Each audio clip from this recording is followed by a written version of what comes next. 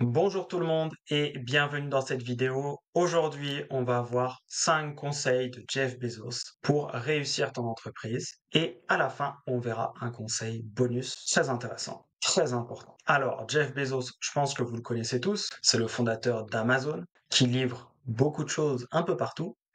Et c'est aussi le dirigeant de Blue Origin, qui est une entreprise spatiale qu'il finance, du coup, notamment grâce à Amazon, qui lui a fourni un certain budget. Et on va passer directement au premier conseil de Jeff. Premier conseil, les gens qui ont raison la plupart du temps sont des gens qui changent souvent d'avis. C'est une citation importante.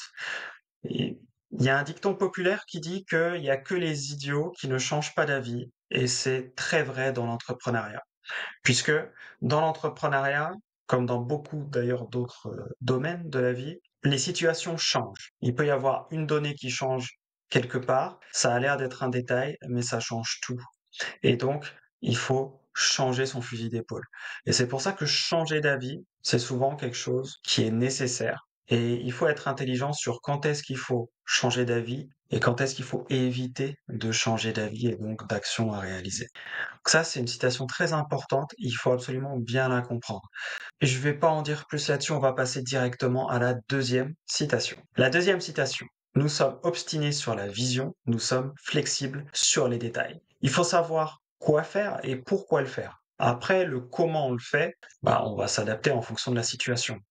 On est des entrepreneurs. L'adaptation, ça doit être quelque chose d'important et ça doit être une compétence réelle pour chaque entrepreneur qui veut réussir et perdurer sur le long terme. Savoir où on veut aller, c'est extrêmement important et c'est ce qui souligne ici. Après, sur comment on y va, il y a souvent plusieurs chemins. Lequel est le meilleur? En plus, ça peut changer en fonction de la situation qui peut changer. On en revient au conseil précédent aussi. Dites-moi en commentaire si vous avez des questions sur ces conseils-là et si vous avez d'autres idées de personnes où vous voulez avoir des conseils de leur part. Je verrai pour peut-être en faire des vidéos ou les faire intervenir dans mon mastermind en fonction de qui c'est. Troisième citation. Nous ne pouvons pas être en mode survie. Nous devons être en mode croissance. Si vous êtes en mode survie, vous allez voir petit. Vous allez voir un peu les détails, les miettes, comment faire pour réussir à boucler les fins de mois si vous vous lancez dans l'entrepreneuriat.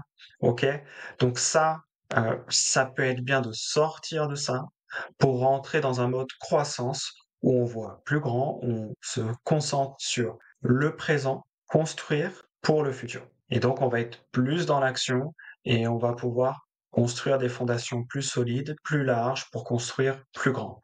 Et ça, c'est important. Pour résumer, le mode survie freine ta croissance. Et ce que tu veux quand tu débutes, pour réussir les 5 étapes pour réussir ton entreprise, c'est d'avoir de la croissance, de la vitesse. D'ailleurs, si tu sais pas ce que sont les 5 étapes pour réussir ton entreprise, j'ai fait un contenu entièrement gratuit sur le sujet. Je le mets sous la vidéo, comme ça tu peux y avoir accès. Passons à la citation, au conseil suivant. Travailler dur, s'amuser, écrire l'histoire.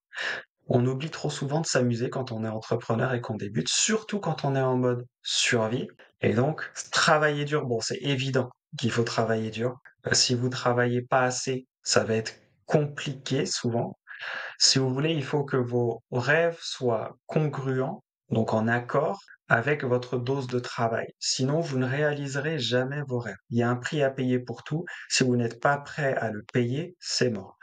Et donc, dans l'entrepreneuriat, on le paye, notamment par du travail. Après, il y a différents types de travail.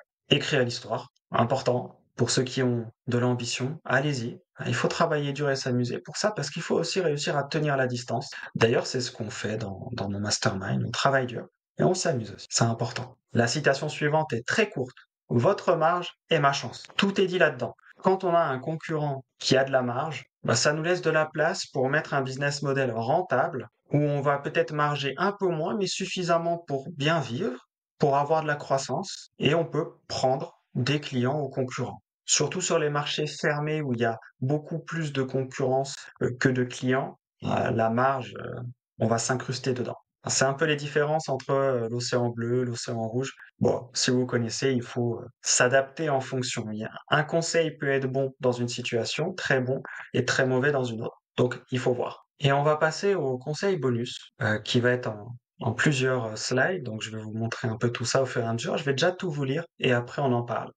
On me pose très fréquemment la question, qu'est-ce qui va changer au cours des 10 prochaines années? Et c'est une question très intéressante, elle est très courante. On ne me pose presque jamais la question, qu'est-ce qui ne va pas changer dans les 10 prochaines années? Et je vous soumets que cette deuxième question est en fait la plus importante des deux, parce que vous pouvez construire une stratégie commerciale autour des choses qui sont stables dans le temps. Et la stratégie, c'est important d'avoir la bonne. On va vraiment se poser la question, qu'est-ce qui ne va pas changer dans les prochaines années sur son marché?